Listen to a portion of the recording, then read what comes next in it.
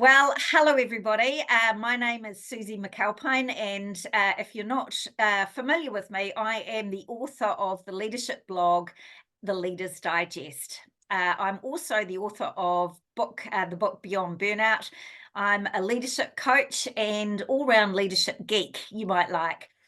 Well, not so long ago, I asked my readers of the Leader's Digest, what are some topics that you really want me to delve into when it comes to leadership?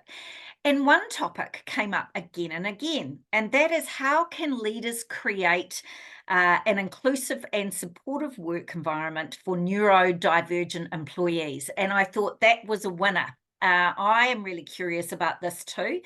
And so thanks to Christina Wedgwood from Intelligent Inc. and Lisa Mulligan, I was introduced to Julie Cockerill. So Julie is the founder and CEO of Lemon Co. She's a proud ADHD-er, and she's on a mission to transform modern workplaces. Julie is an executive leadership coach, a bit like myself, with a focus on middle and senior level professionals. And she's also a transformational HR consultant. She's got a wealth of experience, over 30 years of corporate leadership knowledge and an extensive expertise in things like positive psychology, strengths, EQ, well-being and neuroscience to help support her clients. She helps work with coaching clients to help them focus on stepping into their power, yay, preventing burnout, yay, enhancing well-being and navigating ADHD in organisations. So all the way from Sydney, welcome, Julie. So wonderful to have you join me, and thank you so much for giving up some of your time and your expertise to talk to us about this important topic. Oh, Suzi, thank you for having me. I am so happy to be here, and I'm loving the opportunity to continue having this conversation. So it's amazing. Thank you. So perhaps a really good place to start, Julie, is with some definitions. So can you explain what neurodivergence is and some common types of neurodivergence? Absolutely. And look, that's the right word. So we've got this sort of umbrella term, which is neurodiversity, which kind of describes different brains and how we've got neurological functioning that's slightly different. And then we have neurodivergence, which is really those brains that are in fact neurodivergent, and their brains actually function differently. And, you might typically see under that sort of umbrella of neurodivergence, autism spectrum disorder, ADHD, OCD. You might also have tic disorder. You will have perhaps some less familiar ones like dyspraxia, dyslexia, we mostly know about, dysgraphia, dyscalculia. You might also see included around mental health disorders. So things like depression and anxiety. So, the umbrella term is becoming, I suppose, a bigger term that is embracing the different types of functioning that we have and we're seeing in brains. And what's really interesting is around 15 to 20% of the population globally is neurodivergence. So it is quite common. And so when we talk to leaders about their teams and you say, well, actually, we have a good chunk of the population neurodivergent, and they say, well, I don't think I've got someone in my team like that, chances are they do. Yeah, absolutely. I was really surprised when you said that almost 15, between 15 and 25% of the global population. Is it that we are just starting to learn more about it? It's becoming more talked about. It was a bit like with burnout. The more we know, the more we can really address it. So that's quite a large number, really. Yeah, it is. And look, I do think, there's a lot of talk about ADHD becoming this. Everyone's getting diagnosed. So we're all just a little bit ADHD. Look, you're not just a little bit ADHD. You're either ADHD or you're not. And you're either neurodivergent or you're not. And I think some of that is happening, the diagnosis or the surge in diagnosis is happening because, children are being diagnosed, and a lot of women are starting to be diagnosed because that is really only happening because we didn't think for a long time that women and girls could have ADHD. And so now people are finding out later, like myself, because a family member or a child is being diagnosed. So, and that obviously raises a whole lot of issues that you've had to deal with over time that lead to, burnout or, self-belief issues or self-confidence, or so it's complex. But that's certainly one of the reasons why we're seeing an increase. That makes a lot of sense. And it leads nicely into, I guess, my next question. You talk about some of the challenges. What are some of the most common challenges that neurodivergent individuals face in what I call the traditional workplace? In other words, what does it mean to be neurodivergent in a neurotypical world when it comes to workplaces? Mm. Well, look, neurodivergent brains work differently. And so they need to work with their brain the best way for them. And so sometimes in workplaces, we are, we don't, we have that sort of physical workplace place that doesn't necessarily work for neurodivergent brains. So it could be lit inappropriately, it might be incredibly noisy, you might not have enough space to have quiet time. You might find that leaders want you in the office every day, where we're seeing a lots more of that conversation happening. Let's get everybody back into the office. That just doesn't work for neurodivergent brains. So I think what we need is this sort of flexibility, and I think all employees need this. We need flexibility to work the way our brain needs to. And if that means, you need a quiet space to work on something that's really requiring intensive focus, then, that might be at home. That might be in a quiet room. You really, as adults, we should be able to demand and expect that, we have that flexibility, but that's not always the case. It makes so much sense, not only for the individual employee to find the environments and the flexibility to work, to bring out the best in us, for us to work the best, but that is a no-brainer, because if for the organizations, there must be so many benefits for leaders and organizations to create environments and work practices which allow that too. Yeah, absolutely. I think the real challenge comes when you might have some real, challenges. So, for instance, you might have problems sleeping, and so you might need to come in later and work later, Yeah. or you might need to spread time over 7 days to work effectively.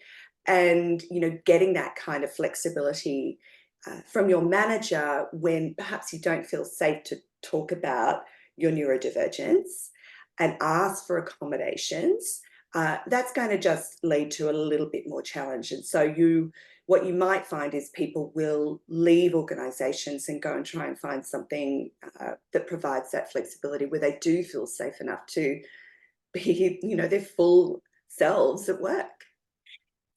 Just on that, and it's sort of a side note, but you said, what could leaders do that would make it safe, that would encourage, let's say, people who who are neurodivergent to feel safe enough to be able to speak openly about that? What are some of the things that you've seen work?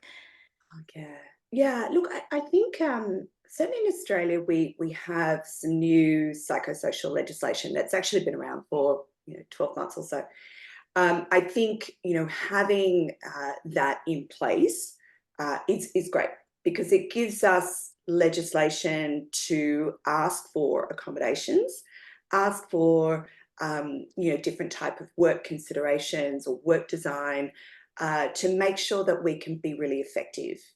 and that we're not getting ambiguous instructions, that we're not getting too many instructions, or we're being invited to take on more and more and more, when in fact that's not really how our brain is going to function at its best. The other thing I would say is that when you feel safe at work, because you've got the kind of relationship with your manager and your work colleagues where you can feel like you can speak openly. You can feel like you can speak without being ridiculed or disrespected. And that's so much about, the way that the manager leads and talks about difficult situations or facilitates, problem solving. So it's absolutely about, the policy at the top level, but also the way that the manager provides that sort of intimacy in the relationship and that psychological safety in the way that we work. Absolutely. I couldn't agree more. I often say to leaders, your first your first priority is really to build trust and psychological safety with your team. You're going to be in for a really bumpy ride if you don't have that. So that is your first priority. And it's that what Patrick Lencioni in the 5 Dysfunctions of a Team calls the vulnerability based trust, where people feel safe to say, hey, I've made a mistake. I'm worried about this, you're better at this than me. I'm sorry. And it has to be leader led. So it's really important that the leader starts with that. One of the things I wanted to explore with you is strengths. So a bit like you, I am a huge fan in leaders identifying strengths. What am I good at and what do I love doing, and where that intersection is, not only for themselves, but for their team individually and as a whole. We know that when teams and individuals work from their strengths, they not only have better outcomes in terms of performance, but also well-being. One of the things that really struck me in my research for writing Beyond Burnout is that when individuals and teams over time can work from their strengths, it actually acts as a buffer against burnout. So what are some of the unique strengths and perspectives, I guess, do neurodivergent individuals often bring to a team or an organization? Mm. Yeah, and I think it's really important here to differentiate, the sort of the generic strengths that we know exist in that neurodivergent family or umbrella, and then there's the individual strengths that talk about your talents and your character strengths. And so, if we think about more of the neurodivergent strengths, we're really talking about diverse or expansive thinking. And, you might see higher levels of creativity. You might see deeper analytical skills. You might see a lot more authenticity. And so, and that might not always be the case, because if somebody doesn't feel safe, then they're going to mask a lot more and people please to sort of overlay that. You might also see that sort of expansive out of the box thinking. And, I often find that with ADHD, you will see ideas and, extensive thinking before anybody else has seen it. And that's because it triggers, your interest, and you kind of like, oh, great, I know, I'm answering the question in my head before someone's actually finished the sentence. Hyperfocus is a really big thing, because this is where you're really interested deeply in something, and then you literally lose it's flow, really. Yeah. But it's flow for long periods of time. And this is it's an amazing immersive experience where you lose time, but the other side is it actually can create exhaustion and fatigue. But there's some of the sort of the more generic strengths that you would see. Absolutely. And some of those generic strengths are so needed for, I think, our times, that, volatile, uncertain, complex, and ambiguous. When you list those strengths that you've just talked about, I think they're really needed for our times. What are some of the ways then can a leader better identify and leverage those strengths in the workplace? Mm. Yeah.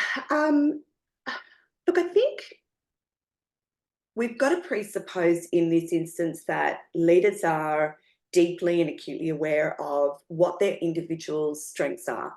Yeah. And so, you know, they're observing, they're talking to their employees, they're giving them, you know, tasks that you know, challenge and grow their strengths.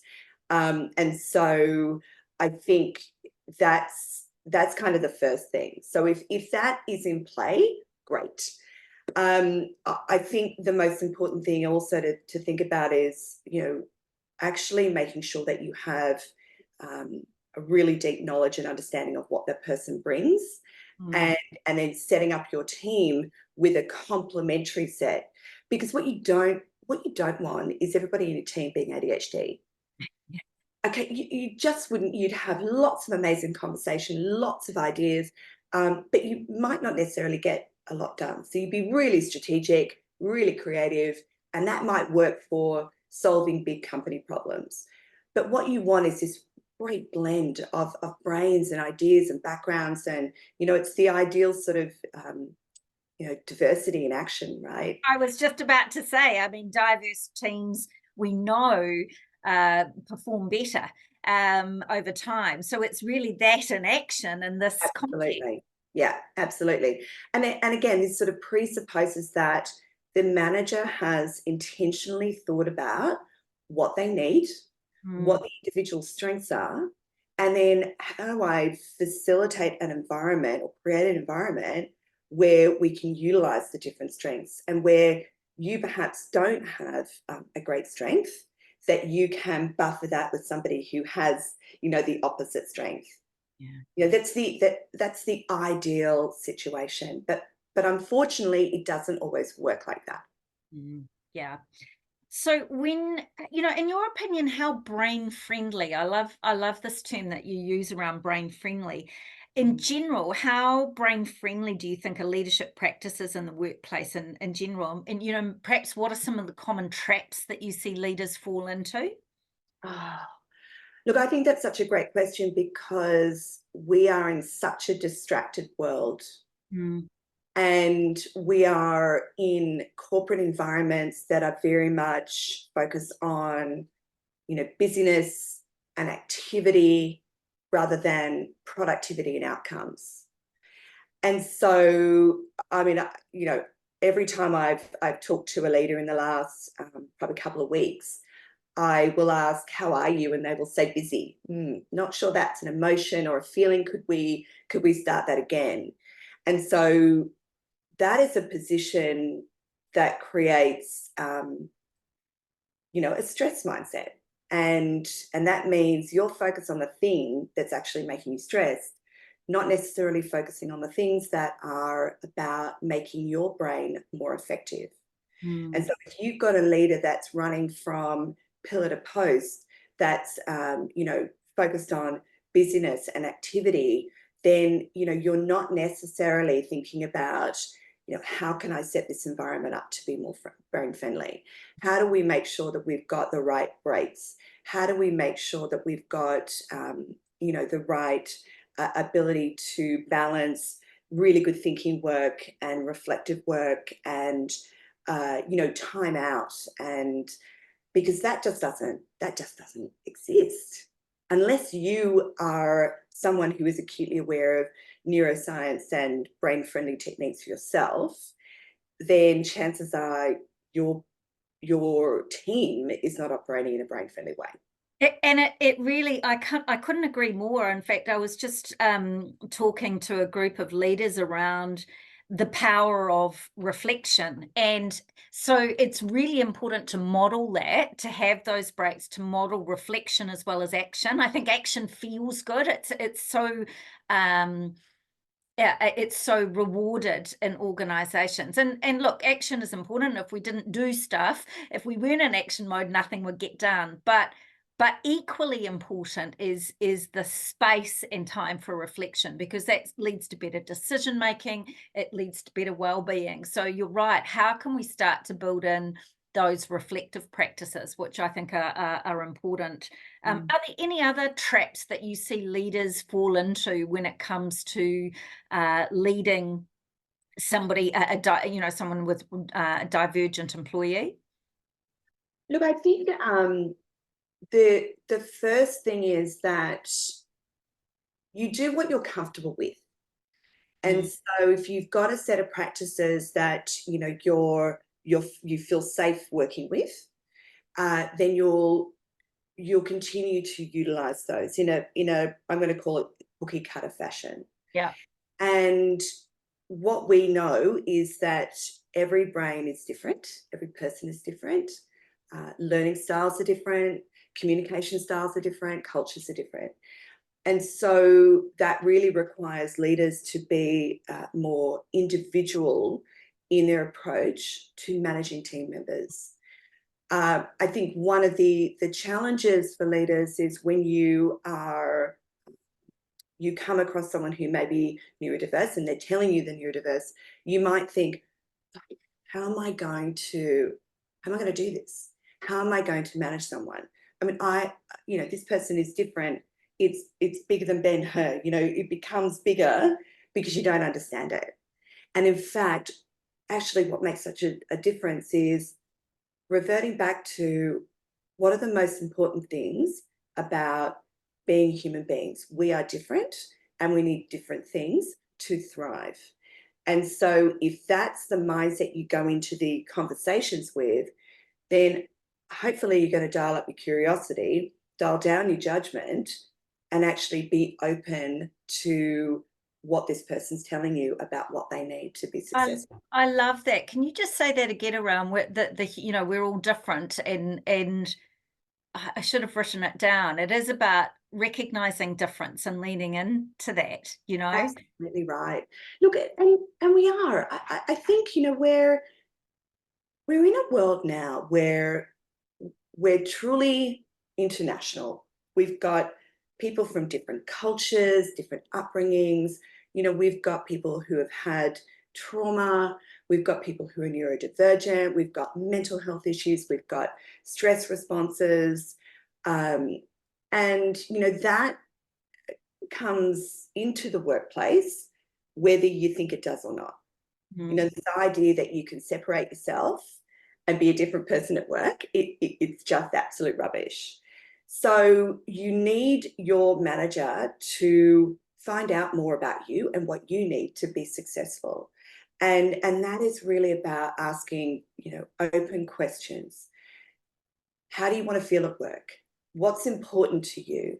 How do you want me to communicate with you? How do you want me to give you feedback? Yeah. How do you want to receive instructions? If you've got a working memory issue, which sometimes comes with ADHD, then, are you going to be okay if I send you an email afterwards? Yeah. It really boils down to communication, curiosity, asking questions, and an openness, which is important in any leadership role. It's funny how you said, how do you like to give feedback? I was talking to some leaders yesterday around one of the great things you can do when you first start leading anybody really is to before you have a piece of specific feedback, is to ask that question. How do you like to receive feedback? What should I avoid? What's going to be helpful? What do you want me to do if I see you, some opportunity for improvement? How do you want me to approach that? I love how you talk about how you like to communicate. I have led people before where the worst thing I could do is to just rock up to their desk. This was, or just say and throw something at them. What do you think we should do that? Let's just riff and brainstorm, right? That would set them off, and yet other people love that. And other people, that same person said to me, see, if all it means is I've got to send them an agenda before we have the conversation, just give me some time to prepare. And so this is a really useful theme in leadership in general, as well as what we're talking about here, is to recognize that everybody is different. And so understanding that your one size fits all, that leadership approach isn't going to work. Any other advice you would give to leaders who want to be proactive in supporting neurodivergent employees? Look, I would advise leaders never to assume that someone is neurodivergent. And because, you know, Why? I was going to say, why is that? well, I think a lot of, I've heard a lot, you know, around we're all a little bit autistic, or we're all a little bit ADHD, or we're all a little bit this. No, we're not. And so you should never assume what someone is going through, or their circumstances or their context. And so you need to use those curious questions if you're seeing something that maybe gives you an idea that they might need more support for whatever reason. Again, they will find the right time to feel safe enough to reveal that to you. Yeah. But in the meantime, asking questions around that are open and brain friendly are going to be your first port of call. And also, you know, checking in, you know, making sure that if you're noticing changes at work, that might be leading to maybe a drop in performance, or you're seeing a little less motivation, or, you know, the individual's not smiling as much, or they're not engaging it as much, then, you know, that is a conversation that says, what I'm noticing is this. Yes. I don't want to make assumptions, but I'm obviously really, I'm immediately want to make sure that you're okay. Yeah. Is there anything that you want to make me aware of that allows me to help you? Love it.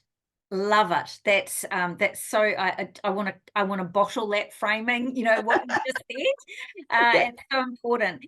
Any other sort of effective, I suppose, communication strategies that leaders can use to better engage with neurodivergent team members, or anything else? I'm going to give you your soapbox moment, Julie. So is there a question that you want me to ask you, or something that you want to say that you see, perhaps a theme that you see again and again, to finish off?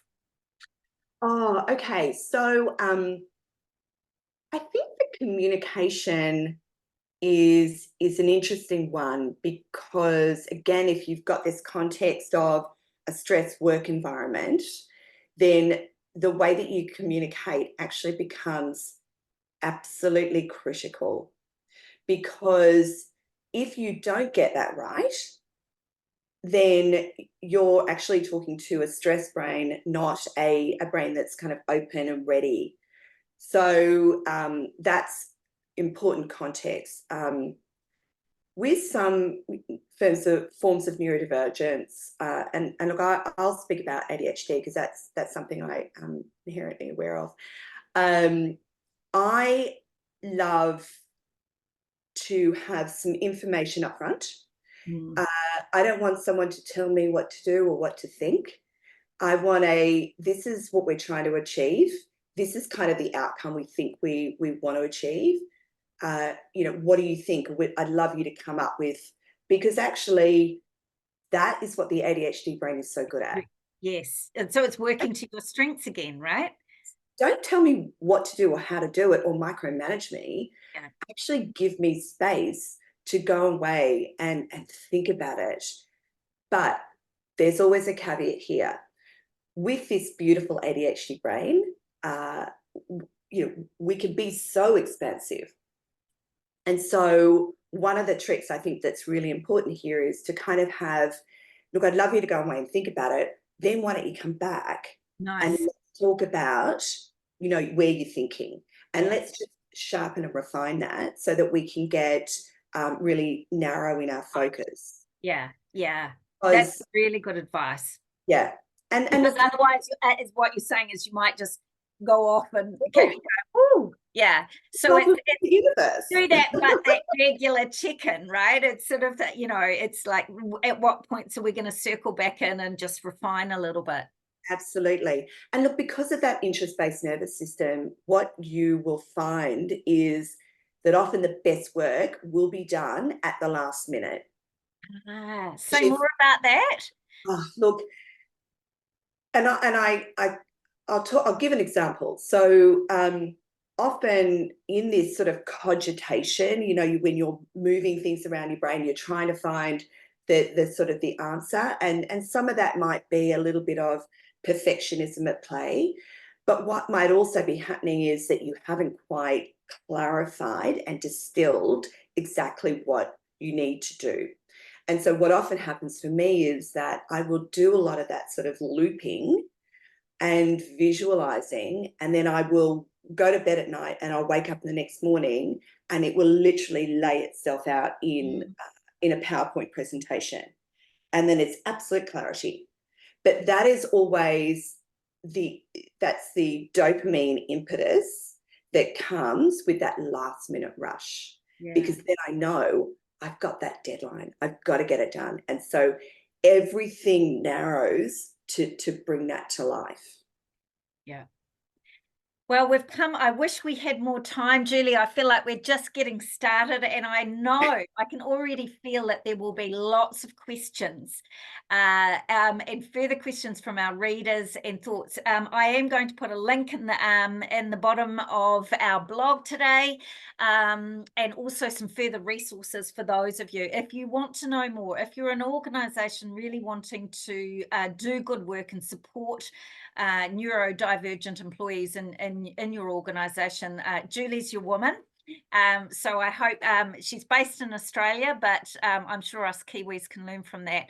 Thank you so much, Julie. As I said, I feel like I have so many more questions, but today has been wonderful. So thank you so much for your time. Oh, thank you, Suzi. It's been a fantastic conversation. You're right. We could talk for hours on this. I know, right. Thanks so much.